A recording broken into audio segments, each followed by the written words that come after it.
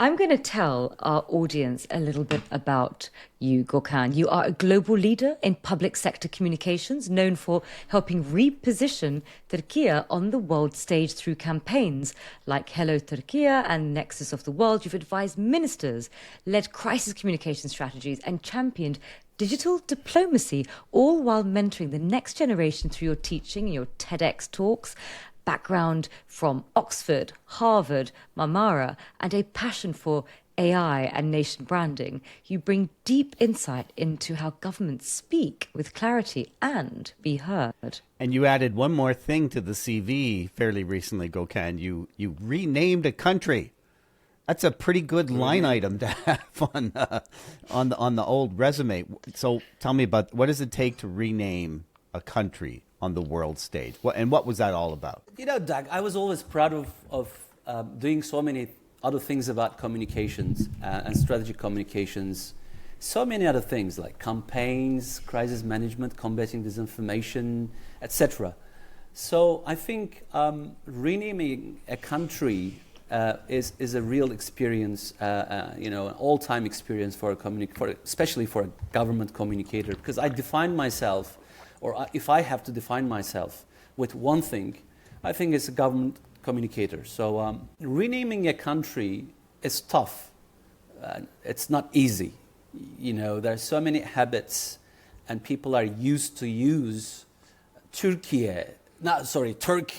Turkey. That's how I know Turkey. it. Yeah. Yeah, that's that. Everyone is so used to call this country Turkey for ages.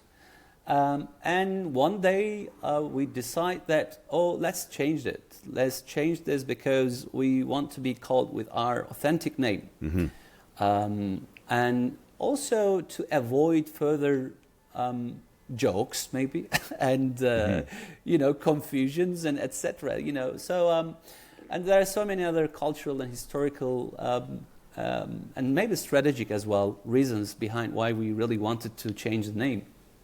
And Mr. President Recep Tayyip Erdogan signed a decree a few years ago, and that decree said that the new name of the country is Turkey, and we really want everyone to use this new name rather than the old one, which is Turkey.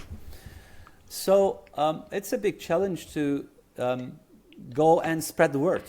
It's basically it's no different than any other communication procedure. So you start building up your own strategy to convince people to start using the new name, and you have a message, you have certain media, you have a target audience, and then you start optimizing your words, and then you start media planning, and you also start thinking about face-to-face communication, not only digital or many other conventional tools, but diplomacy, public diplomacy is, they're also part of this process. So we started with few priorities. I think one of the earliest priorities when we started renaming of the country from Turkey to Turkey is to tell this to international organizations. It's somehow a normative step as well. You know what I mean? You have to, first start at the UN so that everyone can, start seeing all these badges in front of our diplomats, our commission members, mm-hmm. etc. Mm-hmm. So I think the priority was to start from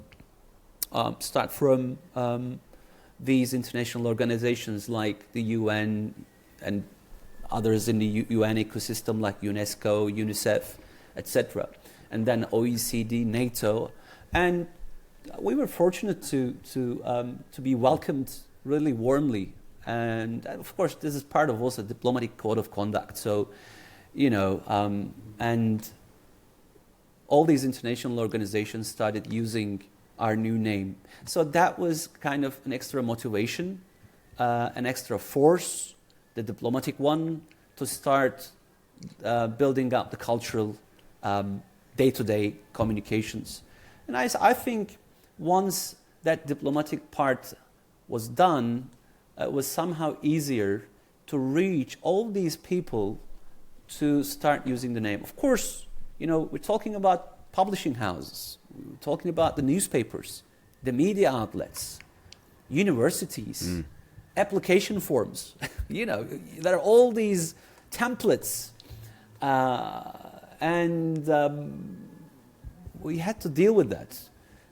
All these big tech companies where the country name is not only a brand, but it's also an algorithm. It's part of an algorithm. So you have to re-engineer that algorithm, okay?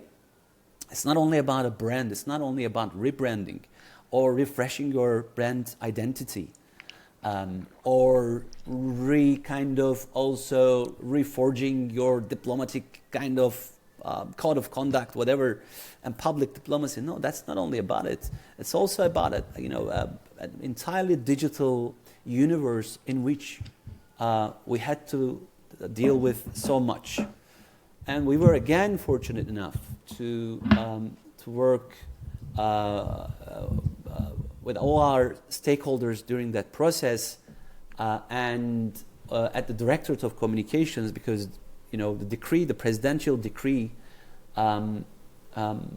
delivered or granted Directorate of Communications. It's one of the 6 or 7 directorates under presidency, and I used to be working for the Directorate of Communications as a head of department, strategic communications and crisis management. So we had this big kind of chance to work with all these young people who are, who really knew what they did.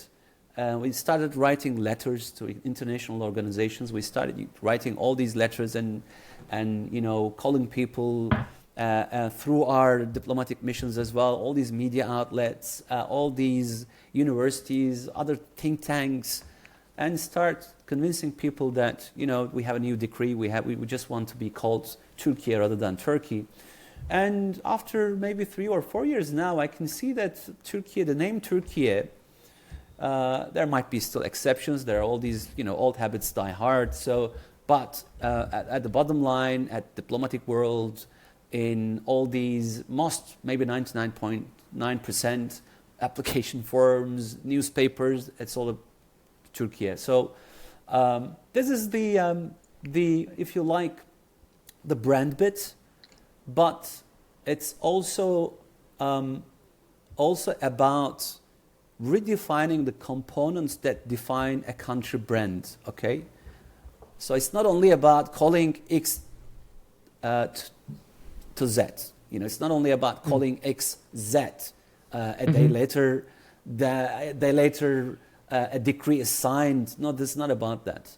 It's also about in the real sense of the word, rebranding a country, and that's a big discipline now. It's a big area. So many other people who are writing and thinking about country or nation or place branding. I also am one of these people. I've been dealing with the subject for the past 15 years and teaching and writing about it. Turkey is also transforming. Turkey has been transforming. And this transformation is part of a global adaptation of the new necessities of the new world order, okay? The new value chains, trade, foreign direct investment, technology, innovation, education, agriculture, health, life sciences. So Turkey is also, I think, is now transforming. It's if you look at stats, Turkey is one of the largest 20 countries in the world. Population-wise. No, economy-wise as well. Really? We're one of the Turkey is one of the G20 countries. So it's the 18th largest economy in the world. Producing $1.45 trillion at the moment. So and Istanbul is one of the startup ecosystem hubs in Europe, and we have nearly 1,000 fintech companies. We have thousands of gaming countries, and gaming is really a big thing. It's a big hype in Turkey. And we have so many other AI companies. We have nearly 10 unicorns at the moment. Not enough, but we're at some point. So I think all in all, it's twofold. One, change the name, okay, rename it, and convince people or deliver your message to the target audience, the whole world, about the news that the country name is changed. But secondly, on the other hand, we also wanted to deliver a new message aside from or alongside the name change, that Turkey is also transforming. Turkey is becoming a new powerhouse in the region and in the global sense as well. So it's a twofold story which which has been going in hand together for the past 3-4 years. You know, Gökhan, it was quite interesting because you mentioned that in the last 15 years, there has been a shift where countries are positioning themselves as brands. What do you think happened 15 years ago that all of a sudden, because it actually coincided with the time that I entered the PR industry, and all of a sudden you had country branding, and then region started realizing, and then you had region branding, then city branding. What do you think sparked this completely different way of embracing branding, but from a country, region, city level? Because it's relatively new in terms of even the words that we're using about, nation branding, place branding, etc. I think country branding has always been there, Farzana, but if you ask one thing really played a huge role: digital. Digital has transformed everything. It's not a myth. I mean, I'm not a technology kind of determinist. I'm not saying that technology works 100% for human good. No, I'm not saying this. But digital changed a lot, especially in our profession. Communications, marketing, branding. And I think the competition has become so tense, and it's become so strong that people started discovering new avenues to conduct, to do communications. So, and it's not only again about discovering new tools or new methodologies. I think that it's a new mindset. So 15 and 20 years ago, there was a more homogeneous world order.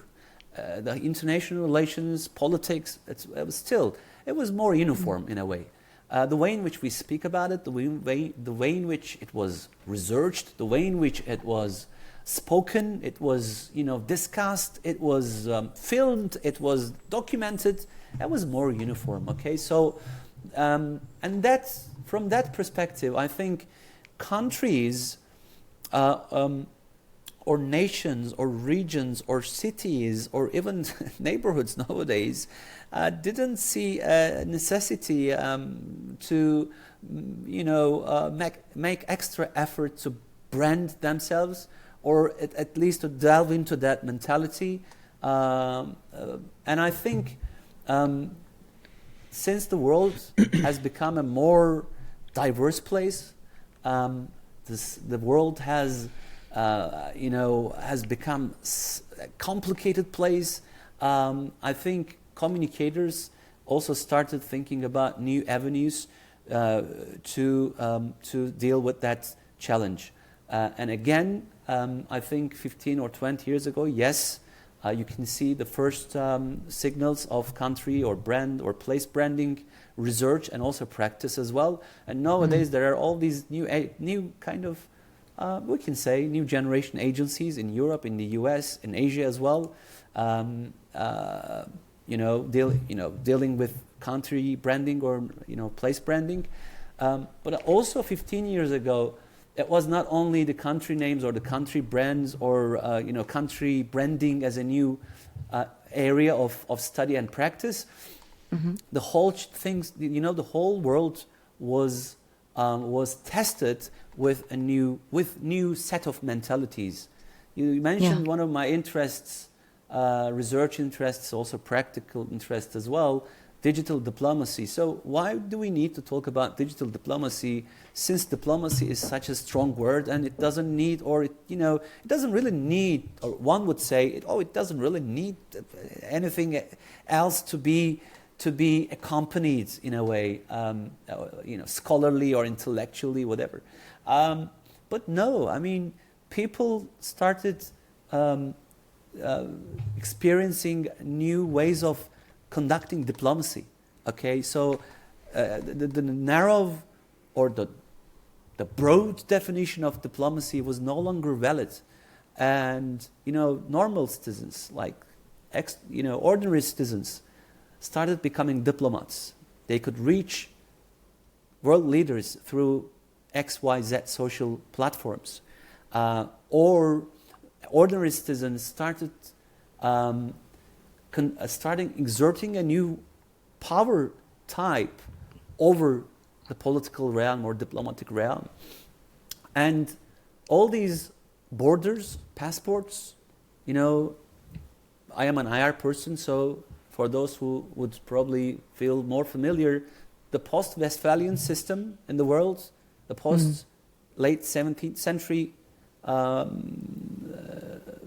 world order is no longer valid to assess international system in many aspects.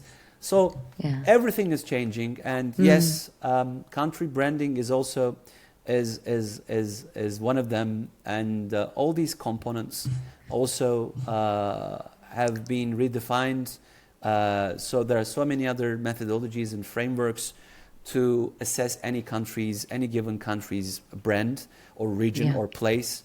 And it's a really exciting, it's a very nice area to deal, to be honest with you. Yeah, it's fascinating because, 15 years when you had the emergence of social media, you then obviously had the emergence of digital diplomacy.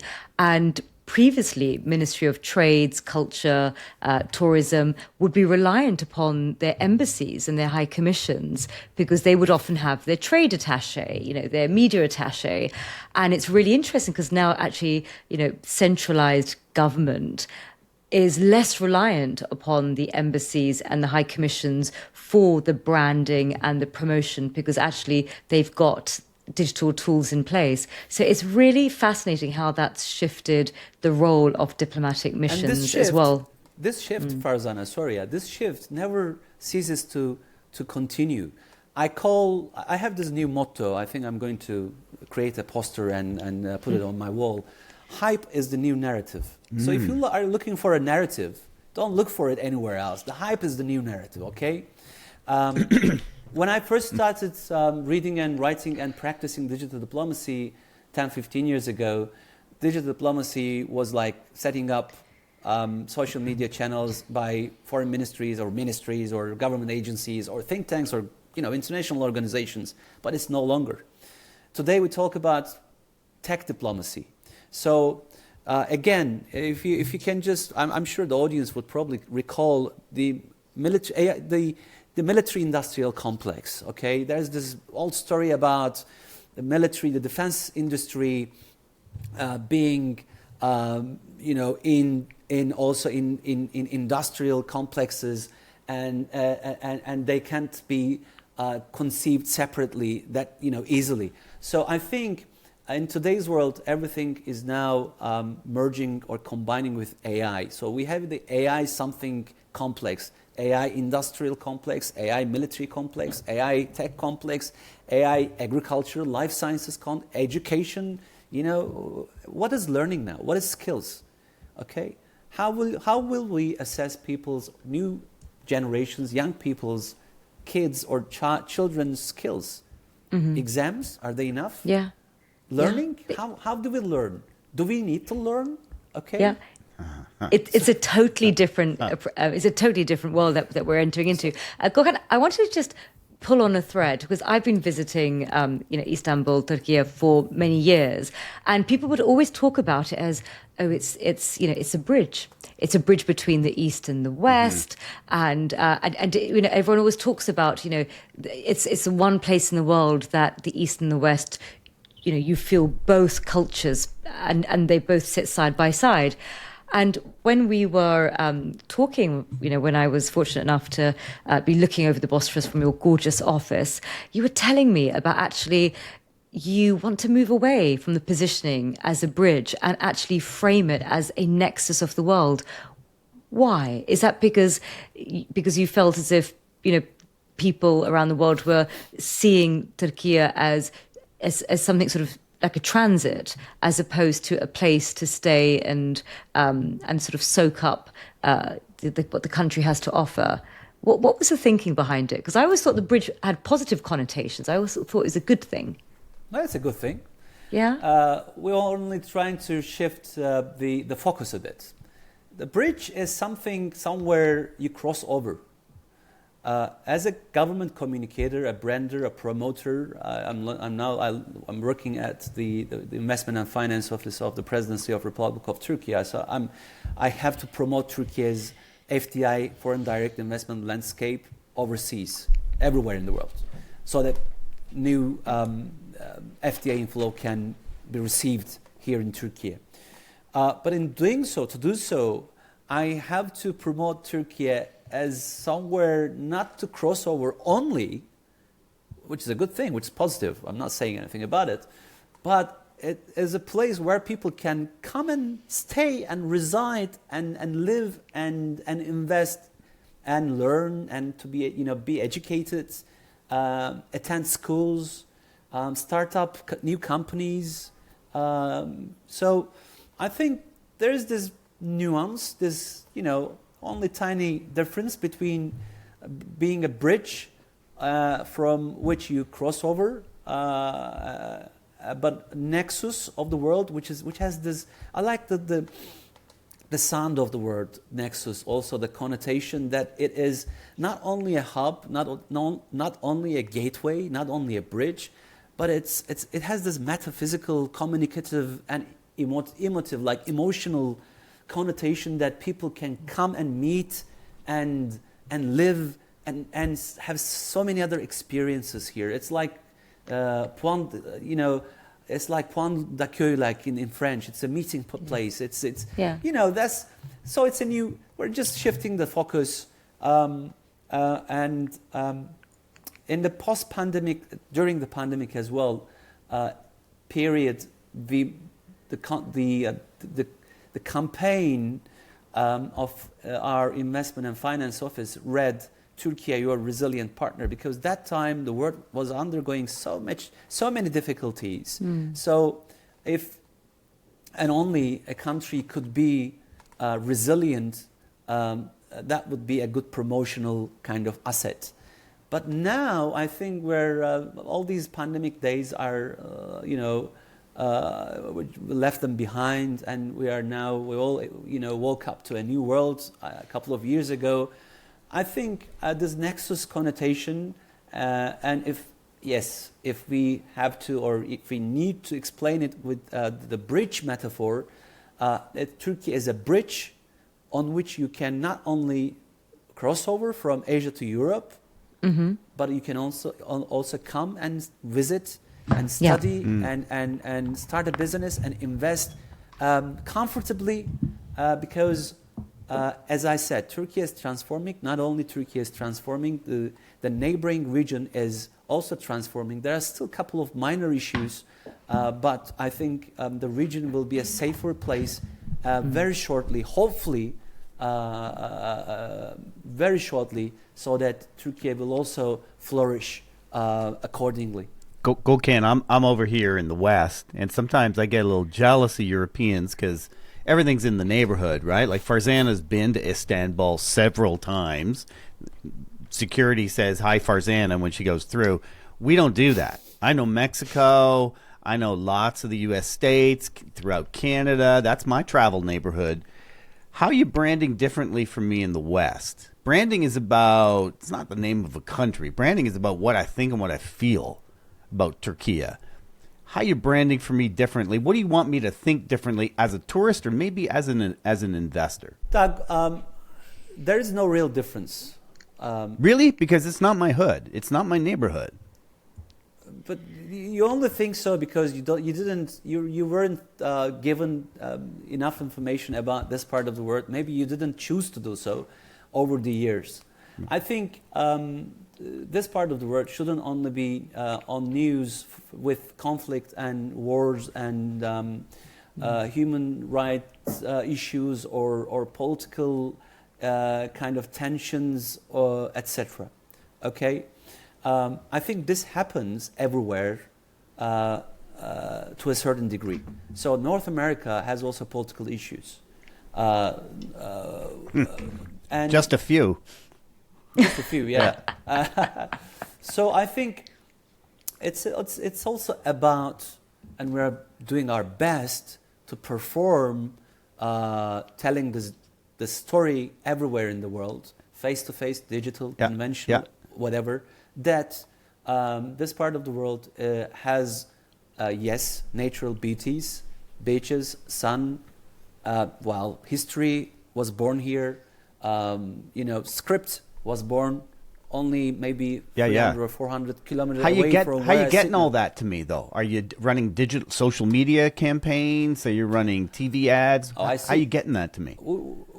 By all means. I mean, we are a bit technical, as everyone, when it comes to convey the message. So I think we first analyze our target audience well. We have a country-specific strategy set. So for Canada, we don't have a representative there, but we have reps in US. And for North America, we have a particular engineered media strategy, but also communication strategy, branding strategy, and marketing strategy. We use everything. We use digital more for reaching out young people. And you will ask, you look for FDI, so what do you do with the young people? Are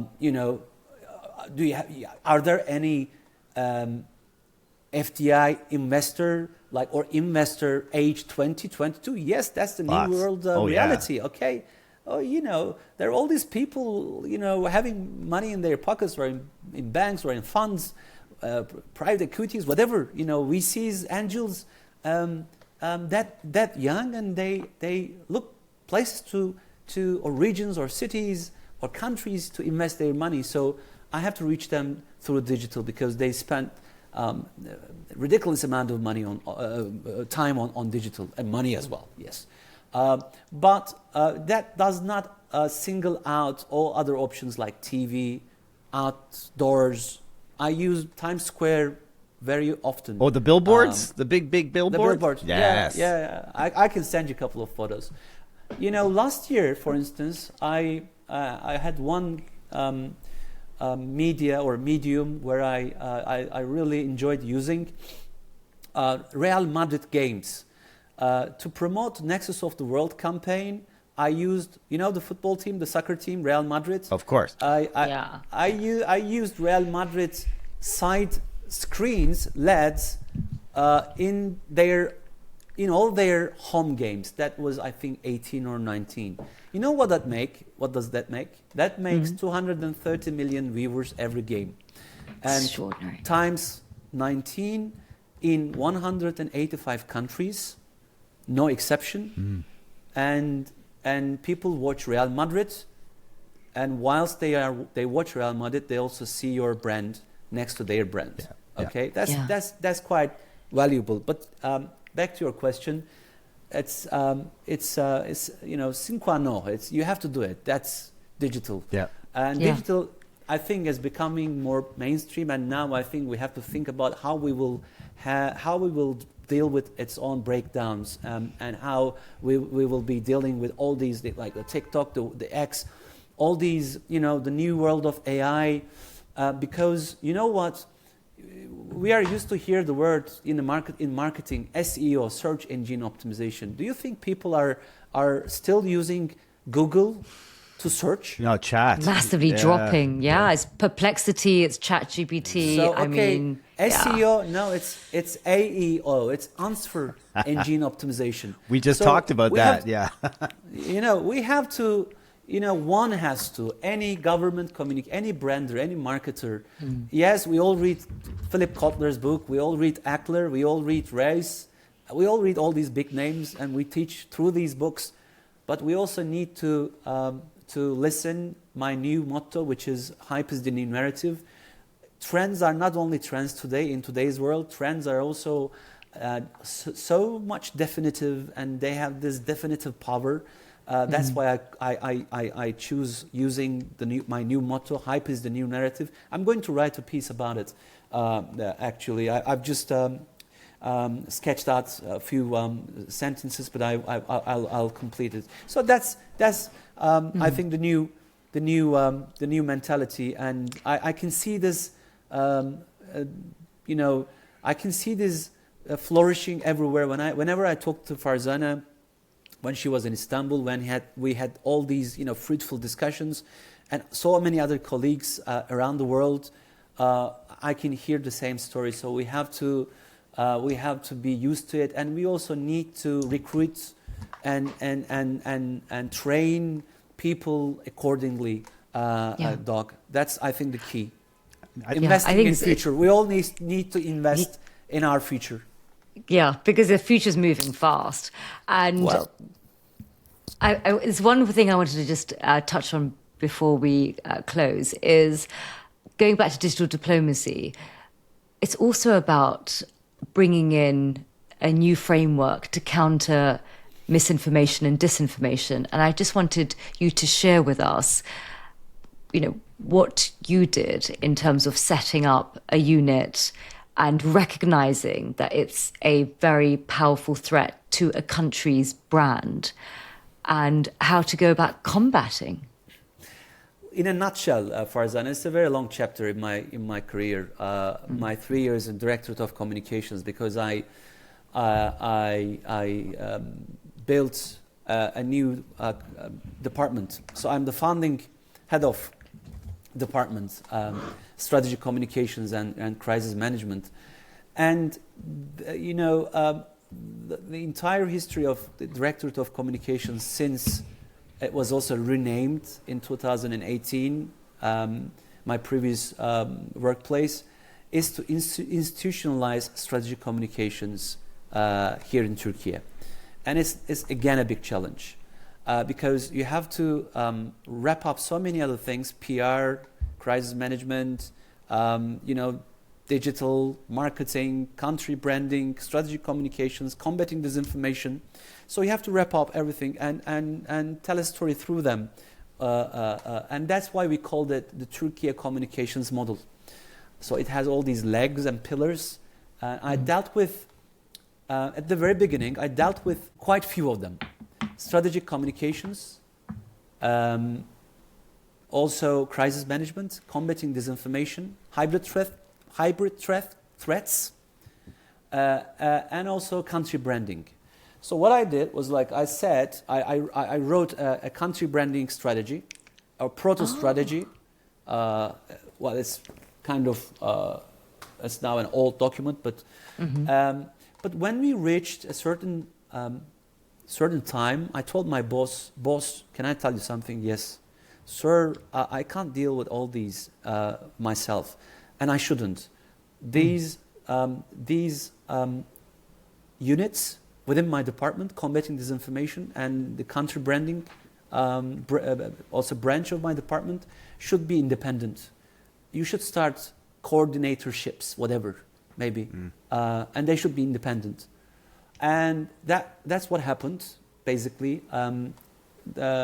Turkey Marka Ofisi, Turkey Brand Office was launched, and also the unit of combating disinformation. And it's a very, very vibrant unit now. They have their own website, they have their own streams, and what they do is like they fact check. Okay, again, as I said, digital has so many pros and cons. So it makes our job easy, but also more challenging. if you want to see that part of the world, the business as well. So and all these digital channels and AI and deep fake and the new versions of deep fake, we don't even know use deep fake. I haven't used it for ages. I just pronounced deep fake after so long because so many other things started happening. So to cut a very long story short, yes, we started all these branches and units. But again, one thing, they have to be integrated.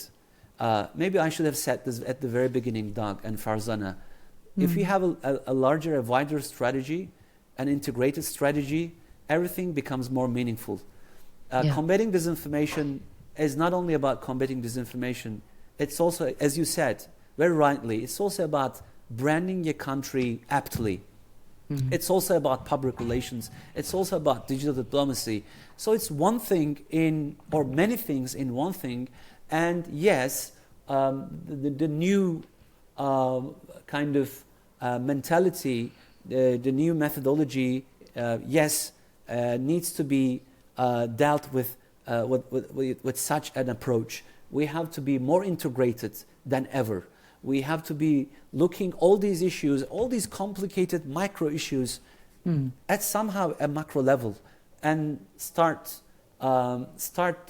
conducting our job on our profession, conducting communications, PR, accordingly with the hype, which is the new narrative. I love that. Yeah. Such a good line. This went by really fast. There's so much more we could unpack here. I appreciate your time today, Gökhan. I appreciate your time. Thank you. Thanks for hosting.